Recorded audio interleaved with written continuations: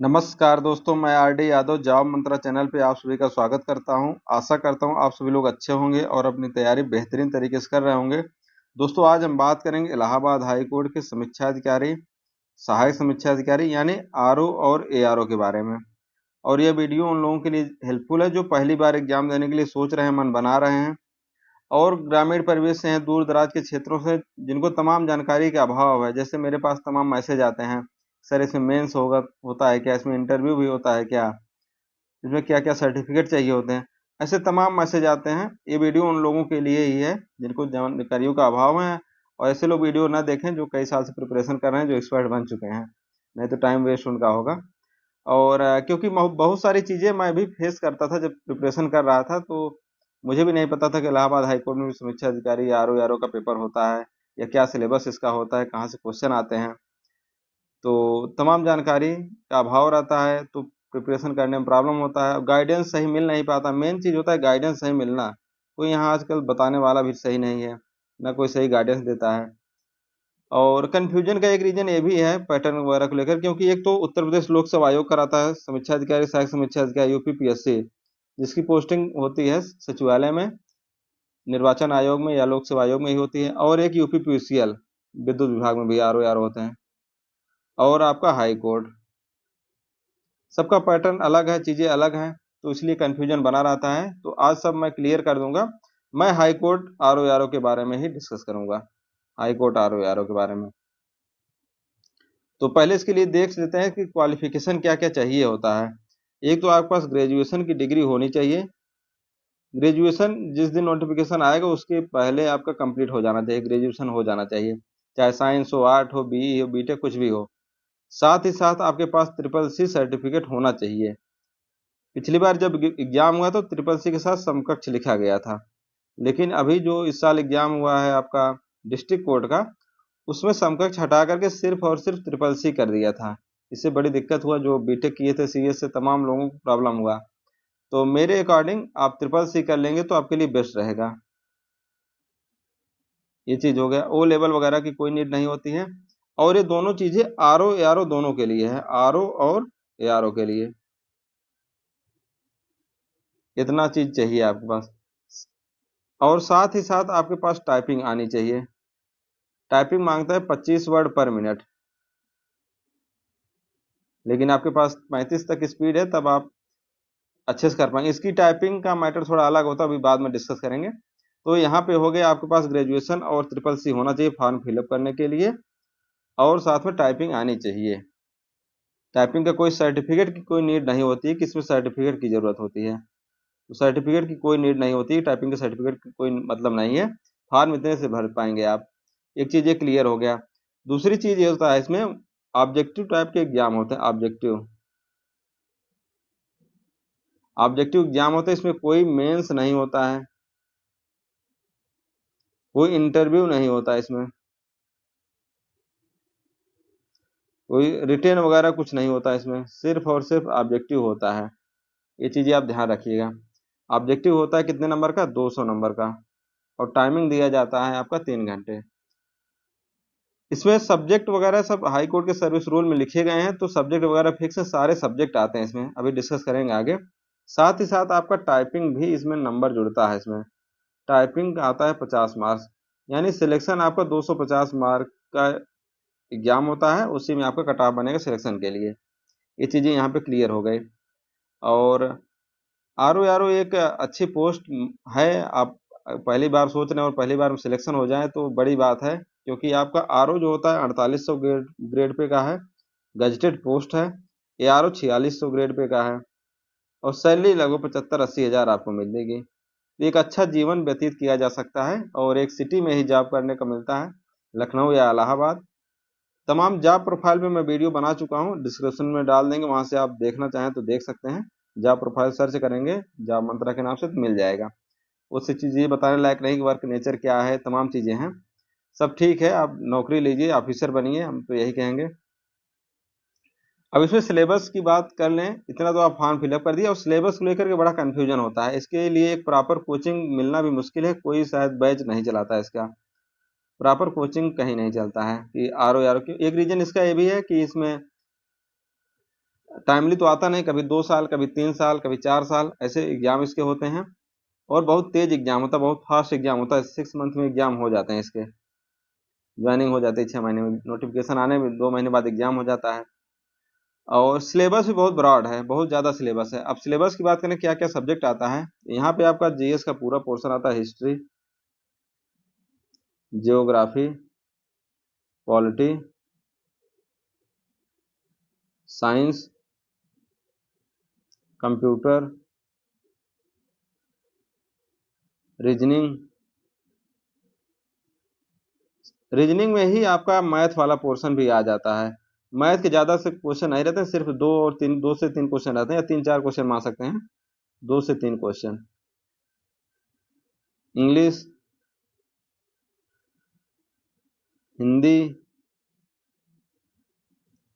और current affair, UP GK, तमाम portion है। और छोटे मोटे जो टॉपिक हैं, सब क्वेश्चन इस सब का इसमें होता है, सब कुछ बहुत ब्रॉड सिलेबस है, बहुत ही ज़्यादा ब्रॉड सिलेबस। इतना किसी एग्जाम में और नहीं आता कि इंग्लिश भी आ रही, हिंदी भी आ रहा है, रीजनिंग भी है, मैथ, कंप्यूटर साइंस। अलग मैथ बहुत कम क्वेश्चन रहता है, और रीजनिंग में ही कवर हो जाता है। ये सब चीज़ें हो गए सिलेबस की बात। अब इसी में से आपके आते हैं 200 क्वेश्चन। हालांकि जब मैं भी एग्जाम भर रहा था, तमाम लोग र्यूमर इसके बारे में फैलाते हैं कि हाई कोर्ट में ऐसे ही सिलेक्शन होता है, एग्जाम देने वालों का नहीं होता। फॉर्म तो मैंने फिलअप कर दिया था, लेकिन तमाम जानकारी का अभाव था कि क्वेश्चन कैसे आते हैं, कैसे नहीं आते हैं, तो मेरा सिलेक्शन नहीं हो पाया था। एक तो सही गाइडेंस बहुत ज़रूरी होता है एग्जाम के लिए, कोई बताने वाला है तो। मेरे भी घर में बहुत ही नॉर्मल फैमिली से बिलोंग करता हूँ, घर में कोई गवर्नमेंट जॉब वाला नहीं था, ना कोई ऐसा सर्किल, फ्रेंड सर्किल में था कि कोई बता सके कैसा एग्जाम होता है, कहाँ से क्वेश्चन आते हैं। तो गाइडेंस बहुत ज़रूरी होता है। तो गाइडेंस के लिए जितना हो सकता है, मैं हमेशा यूट्यूब पे, टेलीग्राम पे हमेशा गाइड करने की कोशिश करता हूँ। जो भी मेरा एक्सपीरियंस है, मैं सोचता हूँ आप लोगों को, जो मैंने फेस किया है प्रिपरेशन वगैरह का, वो सब आप ना फेस करें। यहाँ की मैं देखिए पूरा तैयारी करता था, तभी मेरा सिलेक्शन नहीं हुआ। उसके बाद मैं क्लर्क बन गया एसएससी से, एलडीसी। अब देखिए फुल टाइम दे रहा था तो सिलेक्शन नहीं हुआ। एलडीसी बनने के बाद चीज़ें, सिलेक्टिव चीज़ें मैंने पढ़ना शुरू किया, तो मेरा सिलेक्शन हो गया है एआरओ पे।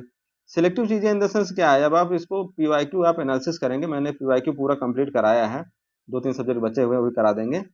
जब अब मैंने पीवाईक्यू देखा है, जब मैं भी तैयारी कर रहा था, आप देखेंगे रीजनिंग के बहुत सारे टॉपिक नहीं आते हैं एग्जाम में, हाई कोर्ट के एग्जाम में बहुत कम टॉपिक आते हैं, लेकिन हमेशा उसी क्वेश्चन आते हैं। पॉलिटी में बहुत लिमिटेड टॉपिक हैं, मैथ में भी 2 से 3 क्वेश्चन, 3-4 क्वेश्चन आएंगे, वही 3-4 टॉपिक हैं, उन्हीं से आते हैं।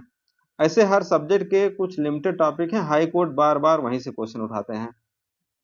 ये सब चीज़ें मान लीजिए नोटिफिकेशन आने से पहले मैं बता दूंगा, वो सब तैयारी आपकी करा दूंगा। टेलीग्राम जॉब मंत्रा के नाम से है। हर बार वीडियो बनाना पॉसिबल नहीं होता है, टाइम नहीं मिल पाता, मैं भी जॉब करता हूँ। तो आप जॉब मंत्रा टेलीग्राम चैनल ज्वाइन कर लीजिएगा, तो वहाँ मैं चीज़ें जब भी टाइम मिलता है तो कुछ ना कुछ पोस्ट करता रहता हूँ इसके रिगार्डिंग, वहाँ से आप कवर कर सकते हैं। पढ़ाई कीजिए, आप ज्वाइन करना न ज्वाइन करना टेलीग्राम वगैरह अलग बात है, आप अच्छे से सिलेक्शन लेना है। मेरा मतलब है गाइडेंस करना। तमाम गाइडेंस से भटक जाते हैं लोग। अच्छा, एज नहीं बताया, यहाँ 21 से 35 साल तक एज इसमें मांगता है, 21 से 35 साल तक। और जो रिजर्वेशन जिसको रहता है, ओबीसी, एससी, एसटी, उनको 5 साल एक्स्ट्रा टाइम मिल जाता है।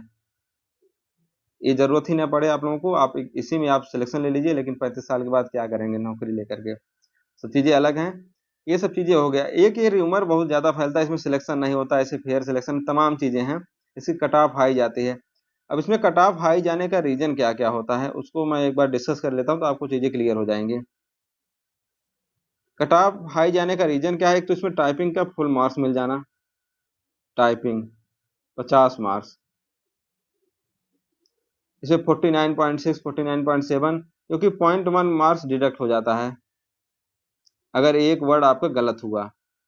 तो ज़्यादा से ज़्यादा 5-7 वर्ड गलत होते हैं, तो 0.5, 0.7 मार्क्स डिडक्ट हो जाता है। यानी आप कह सकते हैं 50 मार्क्स इसमें लाने की ज़्यादा से ज़्यादा पॉसिबिलिटी रहती है, या 49 का लीजिए। साथ ही साथ जो आपका ऑब्जेक्टिव टेस्ट होता है 200 नंबर का, वो भी सिर्फ और सिर्फ फैक्ट बेस रहता है, कोई कॉन्सेप्ट वगैरह नहीं रहता है, इसलिए भी इसमें कट ऑफ ज़्यादा जाता है। और वन लाइनर क्वेश्चन रहते हैं। साथ ही साथ नो निगेटिव मार्किंग, ये बड़ी बात है इसमें, नो निगेटिव मार्किंग। अगर निगेटिव मार्किंग हो जाए तो 10-15 नंबर कट ऑफ कम जाएगा। तमाम चीज़ें हैं यहाँ पे, इस सब के लिए कट ऑफ ज़्यादा जाता है। जब मैं तैयारी कर रहा था, तो उस टाइम मेरा सिलेक्शन नहीं हुआ, सब लोग पहले से बता भी रहे थे, तो माइंड में आ जाता हो सकता है फिर सिलेक्शन ना हो। लेकिन मेरे साथ तैयारी करने वाला, साथ में लाइब्रेरी और इसके बाद टाइपिंग भी साथ में करता था, उसका सिलेक्शन हो गया। तब मुझे लगा कि यार सिलेक्शन तो होता है, क्यों नहीं होता है। फिर मैंने दिया, बाद में सिलेक्शन भी हुआ। र्यूमर वगैरह जब एक और दूसरी चीज इसमें कट ऑफ ज्यादा है, क्योंकि इसमें डीवी का अलग से कट ऑफ नहीं आता, फाइनल रिजल्ट एक ही बार आता है। अदर एग्जाम में क्या होता है, डीवी का अलग कट ऑफ आता है, फाइनल कट ऑफ आता है। डीवी में 2-3 गुना बुला लेंगे, फिर फाइनल रिजल्ट निकालेंगे, तो डीवी में फिर कम कट ऑफ, फिर फाइनल कट ऑफ ज्यादा निकालते हैं। लेकिन हाई कोर्ट में क्या होता है, सिर्फ और सिर्फ एक कट ऑफ आता है, फाइनल कट ऑफ। क्योंकि टाइपिंग और जो पेपर होता है एक ही दिन हो जाता है, 3 घंटे पेपर होता है, 20 मिनट बाद आपका टाइपिंग टेस्ट हो जाता है, पिछली बार जैसे हुआ था। और आपका एक ही रिजल्ट आता है, इसमें कोई ऐसा नहीं है कि आपका डीवी का अलग रिजल्ट आएगा और फाइनल का अलग रिजल्ट आएगा। एक कट ऑफ आता है, उसी से फाइनल कट ऑफ वही होता है। तो ये सब चीजें हैं। और अच्छा, एक दो डाउट आता है कि ट्रिपल सिम सर ग्रेड मिला हुआ है, ए ग्रेड, किसी को बी सी डी। तो ग्रेड से कोई मतलब नहीं, मेरा खुद डी ग्रेड था, डी ग्रेड में मेरा था, मेरा खुद सिलेक्शन हुआ है। और आप अच्छे से तैयारी कीजिए, और कोई भी डाउट हो तो आप कमेंट कीजिए, मैसेज कीजिए, रिप्लाई जरूर करेंगे, जितना ज़्यादा से ज़्यादा हो सकता है कोशिश करता हूँ रिप्लाई करने का। और बहुत ज़्यादा परेशान होकर तैयारी इसके लिए नहीं लग जाना है। आप जो भी आप एग्जाम की तैयारी कर रहे हैं, आराम से मस्त तरीके से करते रहें। सब में आता है सब चीज़ें, किसी भी एग्जाम तैयारी कर रहे हो सारा सिलेबस आता होगा, नोटिफिकेशन आने के बाद जो अलग से इसमें है उन सब की तैयारी आप अच्छे से कर लीजिएगा। बहुत टफ एग्जाम नहीं होता इसका, इजी एग्जाम होता है। मेरे हिसाब से काफ़ी इजी पेपर इसका होता है। आप पेपर पीवाईक्यू अगर देखे होंगे, मैं पीवाईक्यू सॉल्व कराया यूट्यूब पे, तो आप देखें, क्योंकि एक तो आप पहले हाई कोर्ट के बारे में बड़ा कन्फ्यूजन लोगों के बीच में रहता था कि इसका पेपर कैसा होता है, पेपर वगैरह कहीं पीवाईक्यू वगैरह कहीं मिलता नहीं था जल्दी। मैंने पीवाईक्यू पूरा का पूरा अपलोड कर दिया है चैनल पे, और तमाम चीज़ें बताया, लोग दिखाया कि ऐसा ऐसा क्वेश्चन आता है। मैं समझता हूँ हाई कोर्ट से रिलेटेड और चैनल पहले था, है भी नहीं, जो ये सब कंटेंट वगैरह सही दे रहे होंगे। तो मैं कंटेंट वगैरह सब प्रोवाइड किया, उससे लोगों को पता चला कि हाँ ऐसे पेपर आता है, ऐसे क्वेश्चन आता है, इसमें रीजनिंग ऐसी आती है, हिंदी इंग्लिश तमाम चीज़ें आप लोगों को जानकारी लगी होगी। क्योंकि मैसेज आता मुझसे, उससे पता चलता रहता है कि हाँ लोगों को बेनिफिट हो रहा है, मेरा गाइडेंस काम आ रहा है। और यहाँ पे साहित्य समीक्षक का लोअर पीसीएस, साथ ही 6-7 मैंने जॉब लिया था टोटल, वो सब मैं एक बार अपना ज्वाइनिंग लेटर दिखा चुका हूँ, कोई बताने वाली बात नहीं है। बाकी जितना गाइडेंस हो सकता है मैं पूरा का पूरा गाइड करूँगा। और तमाम मिडिल क्लास फैमिली के लिए तमाम दिक्कतें होती है, किसी के घर में पहली बार कोई एग्जाम देने जा रहा होगा, कोई मेरे घर में खुद ही था कि कोई और गवर्नमेंट जॉब में नहीं था, तो तमाम चीज़ें प्रॉब्लम आती ही आती हैं। तो मैं आप लोगों के लिए हमेशा सपोर्ट के लिए खड़ा रहूँगा, और जो भी जानकारी रहेगी आपको प्रोवाइड कराता रहूँगा, उस सब के लिए टेंशन नहीं लेना है। आपको समीक्षा अधिकारी, सहायक समीक्षा अधिकारी बनना है, ये सोच के आप अपनी तैयारी अच्छे से करते रहें। अभी जिस भी एग्जाम तैयारी कर रहे हैं एकदम मस्त तरीके से करते रहेंगे। आर ओ की तैयारी मैं बेहतरीन तरीके से कोशिश करूंगा कि आप लोग तैयारी करवा देंगे। ये तमाम जो सिलेबस वगैरह है सब मैं प्रोवाइड कराता रहूँगा टेलीग्राम वगैरह पे, तो बहुत ज़्यादा परेशान नहीं होना है इस एग्ज़ाम के लिए।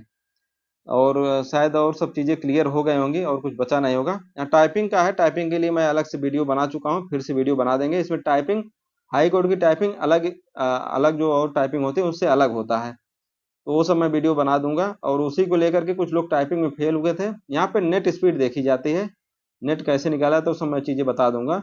नेट 25 वर्ड पर मिनट, कई लोगों के 49.7 मार्क्स आ गए थे, लेकिन स्पीड नहीं आई थी 25 वर्ड पर मिनट। वो चीज़ें अलग है, मैं किसी दिन अलग वीडियो में बना दूंगा, आपको देख लीजिएगा। तो थैंक यू, बेस्ट आप लोग, बेस्ट विशेष। और आप लोग जल्दी से जल्द सरकारी नौकरी लें और अपने माता पिता को गौरवान्वित करें। नमस्कार।